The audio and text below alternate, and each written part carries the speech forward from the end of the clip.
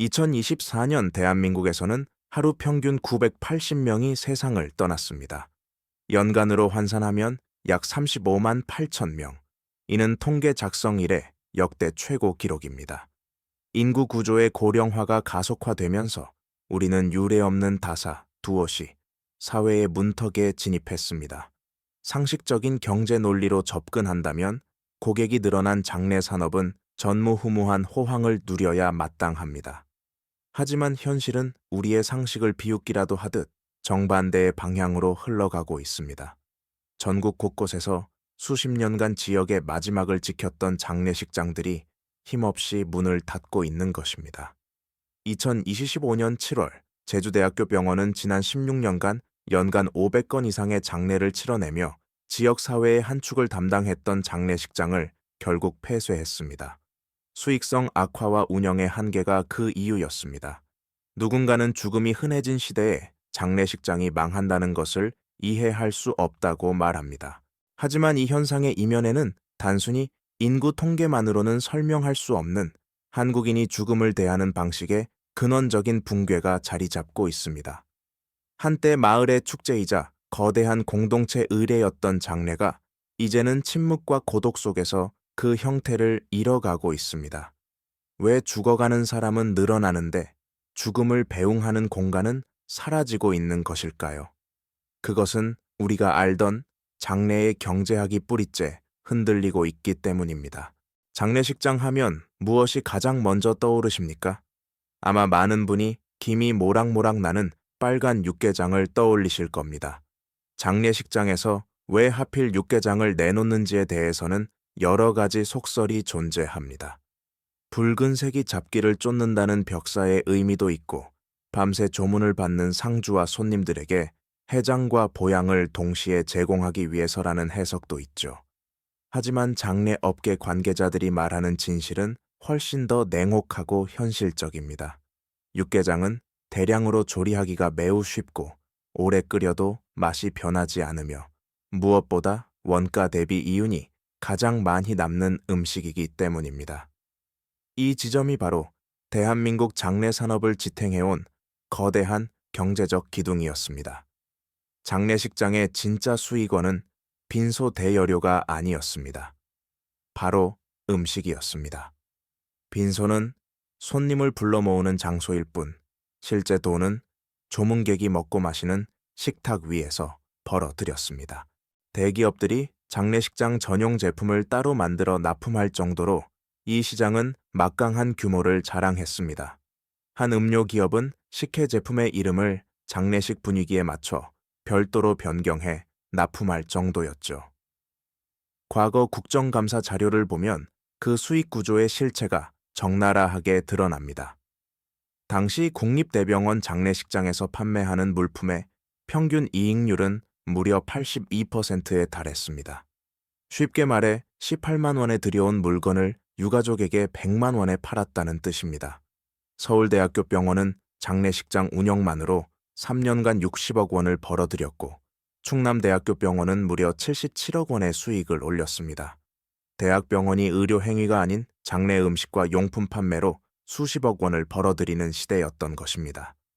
전북대학교 병원의 경우 마진율이 54%로 전국 최고 수준이었는데 329만 원짜리 수의를 507만 원에 판매했다는 기록도 남아 있습니다. 음식 수익은 더욱 놀랍습니다. 조문객 한 명당 음식값은 보통 2만 원에서 3만 원 사이입니다. 과거에는 장례 한 건당 평균 150명 정도의 조문객이 방문했습니다. 이를 계산해보면 150명이 3만 원씩만 음식을 먹어도 450만 원입니다. 여기에 술과 음료 매출을 더하면 음식값만으로 500만 원을 훌쩍 넘깁니다. 반면 3일간 빈소를 빌리는 비용은 150만 원에서 300만 원 정도에 불과합니다. 장례식장 입장에서는 빈소 임대료보다 음식 판매 수익이 2배 이상 컸던 것입니다. 그래서 업계에서는 장례식장 사업을 두고 공공연하게 육개장 장사라고 불렀습니다. 상조업체가 고객을 소개해주면 수익의 40%에서 50%를 수수료로 떼어주더라도 음식에서 남는 이익이 워낙 컸기에 장례식장은 그야말로 황금알을 낳는 거위였습니다. 사람은 누구나 죽고 슬픔에 잠긴 유가족은 장례식장에서 청구하는 비용을 꼼꼼히 따질 여력이 없습니다. 죽음이라는 절대적인 절망 앞에서 인간의 도리를 볼모로 삼은 이 완벽한 사업 모델은 결코 망하지 않을 것처럼 보였습니다. 철옹성 같던 육개장 경제학이 무너지기 시작한 결정적 계기는 2020년 전 세계를 뒤덮은 감염병 사태였습니다. 반격 지침에 따라 장례식장에도 사회적 거리두기가 엄격히 적용되었고 빈소에 머무를 수 있는 조문객 수는 제한되었습니다. 왁자지껄하게 음식을 나누던 풍경은 사라졌고 유가족들은 지인들에게 오지 않아도 된다는 문자를 보내며 홀로 슬픔을 삼켜야 했습니다. 그런데 정말 당혹스러운 일은 위기가 끝나고 일상이 회복된 뒤에 벌어졌습니다. 통제가 풀렸음에도 사라진 조문객들이 다시 돌아오지 않은 것입니다. 과거 평균 150명에 달하던 손님은 이제 30명에서 50명 수준으로 쪼그라들었습니다. 가족 10명만 모여 간소하게 장례를 치르는 경우도 흔해졌죠. 장례식장 관계자들은 이 일시적인 현상이 곧 지나가리라 믿었지만 그것은 착각이었습니다. 감염병이라는 거대한 재난은 우리 사회의 뿌리 깊은 체면 문화와 부조 관습에 치명적인 균열을 냈습니다. 3년이라는 긴 시간 동안 사람들은 직접 방문하지 않아도 결례가 아니라는 사실에 익숙해졌고 형식적인 절차보다 실질적인 편의를 선택하기 시작했습니다. 조문객이 곧 수익이었던 장례식장 입장에서 이것은 단순한 매출 감소가 아니라 사업의 존립 근거 자체가 사라지는 공포스러운 신호였습니다. 육개장을 끓여낼 솥은 여전히 뜨거웠지만 그 국물을 받아줄 손님들이 연경자취를 감춘 것입니다. 이는 한국 장례 산업이 수십 년간 고수해온 대량 접대 모델이 더 이상 유효하지 않음을 알리는 서막이었습니다. 조문객이 돌아오지 않는 근본적인 원인은 한국 사회의 구조적 변모와 깊게 맞닿아 있습니다. 가장 큰 요인은 가속화된 핵가족화입니다. 과거에는 온 마을이 상여를 메고 산을 오르며 슬픔을 나누는 공동체 의례였지만 이제는 부모와 자녀뿐인 소가족 중심의 시대입니다. 친척들과의 유대도 옅어지면서 고인이 누구인지조차 모르는 경우가 허다해졌습니다. 명절에나 겨우 얼굴을 보는 사이가 되다 보니 부고를 들어도 선뜻 발걸음을 떼기 어려워진 것이 현실입니다. 여기에 인간관계의 질적인 변화가 더해졌습니다.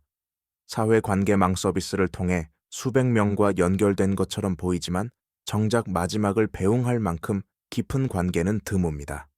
이제는 스마트폰 메신저로 조의금을 보내고 송금 전용 봉투 기능을 이용해 터치 몇 번으로 조문을 대신하는 것이 익숙한 일상이 되었습니다. 직접 가지 않아도 예의를 다했다는 심리적 면죄부가 기술과 결합한 것입니다. 또한 바쁜 일상을 살아가는 현대인들에게 장거리 이동은 큰 부담입니다. 평일에 장례가 치러지면 회사에 휴가를 내야 하고 교통비와 시간을 투자해야 하는데 이를 기회비용으로 따지는 사람들이 늘어났습니다. 마음만 보내고 나중에 따로 인사하자는 합리적 선택이 대세로 자리 잡으면서 음식 매출로 연명하던 전통적인 장례식장은 수익 구조의 치명적인 공백을 마주하게 되었습니다. 슬픔의 공유조차 효율성을 따지게 된 차가운 경제 논리가 빈소를 텅 비게 만들고 있습니다. 조문객이 줄어드는 현상을 넘어 이제는 아예 빈소 자체를 차리지 않는 사람들이 나타나기 시작했습니다. 이를 일컬어 무빈소 장례라고 합니다. 말 그대로 조문객을 맞이하는 공간을 생략하는 방식입니다. 고인의 시신은 안치실에 정중히 모시지만 문상객을 위한 제단도 밤샘도 떠들썩한 음식 대접도 없습니다. 가족끼리 조용히 입관식을 치른 뒤 곧바로 화장장으로 향합니다. 한 상조업체 관계자는 과거에는 100건 중 1건도 안 됐던 무빈소 장례가 지금은 10건 중 3건에 달할 만큼 보편화되었다고 말합니다. 어떤 업체는 작년 대비 무빈소 장례 건수가 2배나 늘었다고 증언하기도 하죠. 왜 이런 파격적인 선택을 하는 것일까요? 첫 번째는 압도적인 비용의 벽 때문입니다. 2015년 기준 평균 1,300만 원이었던 장례 비용은 물가 상승을 고려하면 이제 2천만 원을 훌쩍 넘기기 일쑤입니다. 갑작스러운 사별 앞에서 이 거액을 마련하는 것은 평범한 가정에 감당하기 힘든 짐이 됩니다. 하지만 무빈소 장례를 선택하면 200만 원에서 300만 원 선에서 해결이 가능합니다. 경제적 생존을 위해 슬픔의 형식을 덜어내야만 하는 서글픈 현실이 여기에 있습니다. 그러나 단순히 돈 때문만은 아닙니다. 가치관이 근본적으로 변한 것입니다. 수백 명의 낯선 이들에게 절을 받는 형식적인 절차보다 진정으로 가까운 가족끼리 고인의 마지막 길을 깊게 추억하는 것이 더 가치 있다고 믿는 이들이 늘고 있습니다. 자식들에게 짐이 되기 싫으니 내 장례는 조용히 치러달라는 고인의 유지는 이제 흔한 풍경이 되었습니다. 물론 일각에서는 이를 시신처리일 뿐이라며 비판하기도 하지만 진정한 추모의 본질이 어디에 있는가에 대한 질문은 우리 사회에 묵직한 화두를 던지고 있습니다. 누군가에게 무빈소 장례가 능동적인 선택이라면 어떤 이들에게는 그 최소한의 절차조차 허락되지 않는 가장 시린 퇴장이 있습니다. 바로 직장 츠장입니다. 빈소도 조문도 그리고 마지막을 지킬 가족조차 없는 죽음입니다. 직장은 본래 연고자가 없는 사망자를 위해 지자체에서 시신을 곧바로 화장터로 보내는 행정 절차였습니다. 그런데 최근 이 차가운 행정 처리가 급증하고 있습니다. 서울시 통계를 보면 무연고 사망자는 2019년 432명에서 2022년 1,002명으로 단 3년 만에 2.5배가 늘어났습니다. 더욱 충격적인 것은 이들 중 상당수가 실제로는 연고자가 있다는 사실입니다. 장례 비용을 감당할 수 없어서 혹은 오랜 빈곤과 단절 끝에 가족이 시신 인수를 포기하는 것입니다. 가난이 천륜을 끊어내는 비극적인 풍경이 우리 곁에서 매일같이 벌어지고 있습니다. 여기에 하루 평균 10명 넘게 발생하는 고독사는 우리 사회의 고립이 임계점에 도달했음을 보여줍니다. 2024년 고독사 사망자는 3,000뻥 초국의 미십 4명으로 역대 최고치를 기록했습니다. 특히 사회적 관계가 끊어진 50대와 60대 남성이 전체의 절반 이상을 차지합니다. 은퇴와 실직, 이혼을 거치며 세상과 연결된 마지막 끈을 놓아버린 이들은 죽어서도 한참이 지나서야 발견되곤 합니다. 집주인이나 경비원이 밀린 월세나 악취를 확인하러 갔다가 발견되는 이 서글픈 죽음들은 우리가 지켜온 장례라는 의례가 얼마나 위태로운 모래성 위에 서 있었는지를 증명하고 있습니다. 발견 장소 또한 고시원이나 여관, 모텔 등으로 점차 열악해지고 있습니다. 혼자 살고 혼자 죽고 장례도 없이 떠나가는 이들의 행렬은 장례 시장의 붕괴를 넘어 우리 공동체 안전망의 붕괴를 경고하고 있습니다. 중간층이 사라진 시장에서 나타나는 또 다른 현상은 양극화입니다. 과거에는 누구나 비슷한 규모의 빈소에서 비슷한 육개장을 먹으며 이별을 고했습니다. 하지만 이제는 그 평범한 중간지대가 사라지고 있습니다. 한쪽에서는 200만 원대의 무빈소 장례가 늘어나는 반면 다른 한쪽에서는 1억 원에 육박하는 초호화 프리미엄 장례가 성행하고 있습니다. 이른바 호텔급 장례식장의 등장은 죽음조차 자본의 논리에 의해 철저히 계급화되고 있음을 보여줍니다. 강남이나 분당의 부촌에 위치한 이 특수 공간들은 우리가 알던 장례식장과는 전혀 다른 풍경을 자아냅니다. 왁자지껄한 취객이나 육개장 냄새 대신 은은한 향기와 정제된 클래식 음악이 흐릅니다. 이곳의 서비스는 상상을 초월합니다. 전문 요리사가 즉석에서 조리한 최고급 한정식 코스 요리가 제공되며 고인의 생애를 영화처럼 제작해 상영하는 전용 상영관이 마련되기도 합니다. 주차 관리부터 조문객 안내, 화장장 이동까지 모든 절차를 전담 지도사가 밀착 관리하므로 유가족은 오직 슬퍼하는 일에만 전념할 수 있습니다. 하루 빈소 임대료만 수백만 원에 달하고 총장례 비용이 웬만한 결혼식 비용을 훌쩍 뛰어넘지만 사회적 지위와 가문의 품격을 중시하는 이들에게 이곳은 대체 불가능한 공간이 됩니다. 동네 장례식장들이 조문객 감소로 무너지는 동안 이들은 최상위 계층을 위한 성벽을 더욱 높이 쌓으며 죽음의 문턱에 새로운 자본의 경계선을 긋고 있습니다. 평등해야 할 죽음 앞에서 우리는 다시 한번 자본이 빚어낸 씁쓸한 격차를 목도하게 됩니다. 전통적인 장례시장이 흔들리는 틈을 타 사후 기술이라 불리는 새로운 산업이 부상하고 있습니다. 죽음과 첨단 기술의 결합은 이제 공상과학 영화 속 이야기가 아닌 현실의 비즈니스가 되었습니다. 그 중심에는 인공지능을 활용한 추모 서비스가 있습니다. 국내의 한 인공지능 전문 기업은 고인의 생전 기록을 학습시켜 디지털 공간에서 그를 다시 만날 수 있는 기술을 선보였습니다. 사진 한 장과 아주 짧은 음성 데이터만 있으면 인공지능이 고인의 얼굴 근육과 목소리 톤을 재현해냅니다. 화면 속 고인은 살아생전의 모습으로 유가족에게 사랑한다, 행복하게 살아라 같은 메시지를 건넵니다. 실제로 이 기술은 세계 최대 가전 전시회에서 혁신상을 받으며 큰 화제를 모았습니다. 기술은 추모의 시공간도 바꾸어 놓았습니다. 이제 굳이 멀리 있는 납골당을 찾아가지 않아도 스마트폰 하나로 고인을 추억하는 디지털 추모관이 보편화되고 있습니다.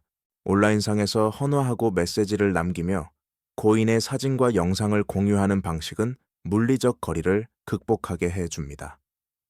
명절마다 겪어야 했던 극심한 교통 정체 대신 거실 소파에 앉아 디지털 성묘를 지내는 풍경이 더 이상 낯설지 않습니다. 하지만 이러한 기술적 진보 뒤에는 묵직한 철학적 질문이 따라 붙습니다. 인공지능으로 복원된 존재와 대화하는 것이 진정한 위안일까요? 아니면 슬픔을 제때 흘려보내지 못하게 방해하는 장애물일까요? 죽음을 데이터로 저장하고 관리하는 시대. 우리는 이별의 고통을 덜어내는 대신 이별하는 법 자체를 잊어가고 있는지도 모릅니다. 추모의 기술이 화려하게 피어나는 동안 우리가 마지막으로 남기는 육신을 어떻게 처리할 것인가에 대한 고민도 깊어지고 있습니다. 현재 대한민국의 화장률은 93.8%를 넘어섰습니다. 10명 중 9명 이상이 매장이 아닌 불꽃을 선택하는 셈입니다. 30년 전만 해도 화장이 낯설었던 우리 사회에서 이는 가히 혁명적인 변화였습니다. 하지만 우리가 깨끗한 이별이라 믿었던 화장에도 숨겨진 환경적 비용이 존재합니다. 시신 한 구를 온전히 태우기 위해서는 섭씨 800도 이상의 고온에서 1시간 넘게 엄청난 에너지를 쏟아 부어야 합니다. 이 과정에서 발생하는 이산화탄소는 약 160kg에서 200kg에 달하는데 이는 자동차로 서울과 부산을 2번 왕복할 때 내뿜는 양과 맞먹습니다. 죽음마저 지구에 탄소 발자국을 남기는 시대. 그래서 세계는 지금 더 조용하고 평화로운 친환경 장래에 주목하고 있습니다. 먼저 영국 등에서 시행 중인 수분 해장이 있습니다. 뜨거운 불길 대신 특수한 용액이 담긴 물로 시신을 부드럽게 분해하는 방식입니다. 화장보다 에너지 소비가 훨씬 적고 탄소 배출도 거의 없습니다. 미국 일부 주에서 시작된 퇴비장은 더욱 파격적입니다.